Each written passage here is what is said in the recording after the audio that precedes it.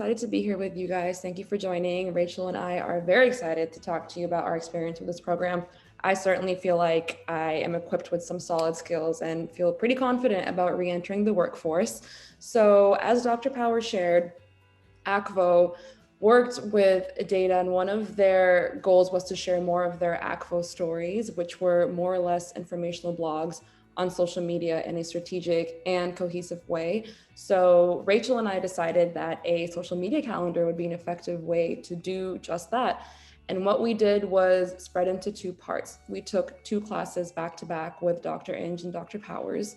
In the first class, we created a social media calendar as our deliverable for the client. Here, we decided to increase the frequency of their posts to approximately 2 to 3 times a week. They weren't really posting tactically or frequently before that. They were posting to post, which I'm sure, as we know, isn't always the best way to accomplish organizational goals. We shared a variety of content, such as their blog posts, photos, and videos to engage the audience in different ways and increase their visibility. The client gave us access to their Dropbox, so we incorporated the photos and videos from their personal stock. And we utilize micro holidays. So for example, World Health Day or World Water Day that were related to their industry and their work. And this allowed us to join in on other conversations and express their thoughts on social happenings, but also gave them a really good chance to demonstrate their values as a company.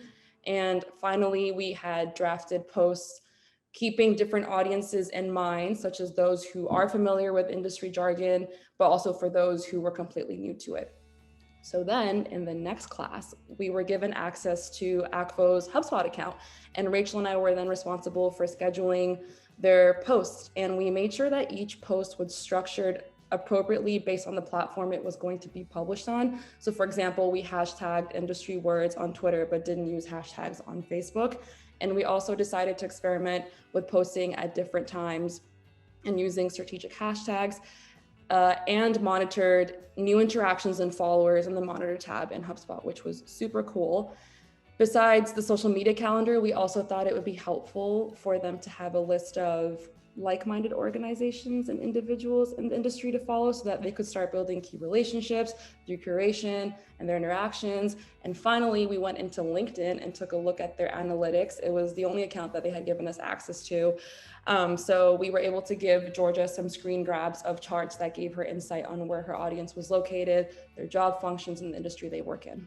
So I'll give it to Rachel for the next part. Thank you, Neha. That was a great overview of everything. I'm going to talk a little bit more about the specific goals and what we saw during our time managing the social media account. So one of our main goals was to increase brand awareness and engagement. So in order to measure our efforts, we used the HubSpot metrics to measure this. We looked at interaction. This is an example of the interactions and clicks. And we were able to track this incremental increase in interactions and clicks over the 6 weeks.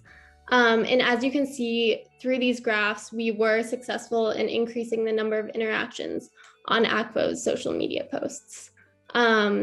We also looked at follower count, the reach of social media posts, mentions, shares, retweets. And we were happy to see that LinkedIn, Twitter, and Facebook, we all gained followers there. It's interesting to see the different types of content that was retweeted, shared, and most popular every week. And Neha and I would share a short analysis each week with the client to just give a little recap of what we saw on the social media platforms for the week. Our second goal was to drive traffic to the website. So we also saw that traffic to ACVO's website increased, and one of the client's goals was to share more of the ACVO stories that Neha mentioned. That was one of the content pieces we tried to raise during this, and this was successful because people clicked on the links, and you can see in these graphs that the clicks that was included, which is driving more traffic to ACVO's website. And our third goal was to build a community of like-minded individuals where ACVO is positioned as a thought leader. And so we, over our time managing the accounts, we saw that there were noteworthy followers that began to follow ACVO. These individuals and companies were in the industry. Some of them, an example of them was like a wash engineer. Another was a company that invested in the research, development, and industrialization of atmospheric water generators. So we definitely got like a interesting group of people. We also had reporters follow us. So that would be helpful in the future if we were to pitch a story, try to build a relationship with them.